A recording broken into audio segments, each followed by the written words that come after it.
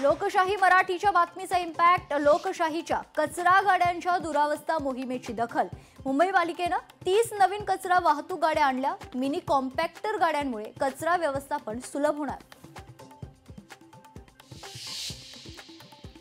मालेगाव चिमुरडीवर अत्याचार आणि हत्या प्रकरणी विशेष सरकारी वकील उज्ज्वल निकम यांची नियुक्ती. सरकारच्या वतीने उज्ज्वल निकम डोंगराळे घटनेची केस लढणार.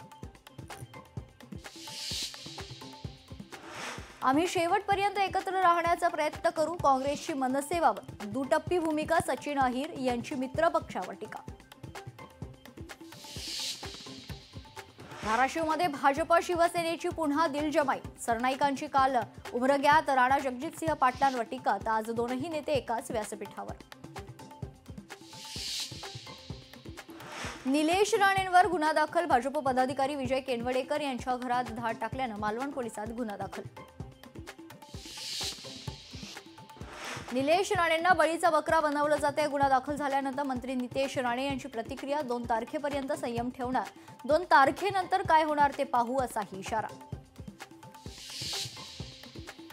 संतोष देशमुख हत्येप्रकरणी धनंजय मुंडेंना सह आरोपी करा. मनोज जरांगेंची मुख्यमंत्री फडणवीसांकडे मागणी.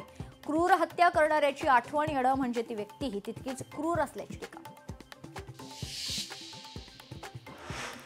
सरपंच संतोष देशमुख यांचं आज प्रथम पुण्यस्मरण. 1 वर्ष झाले तरी न्याय मिळाला नाही असं म्हणत मुलगी वैभवी देशमुख कडून खंत व्यक्त.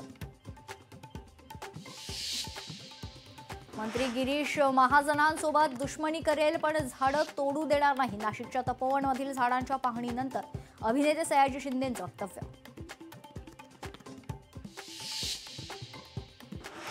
आणि लोकशाही मराठीला बेस्ट न्यूज चॅनल म्हणून दादासाहेब फाळके आयकॉन पुरस्कार. मान्यवरांच्या हस्ते लोकशाही मराठीचा सन्मान.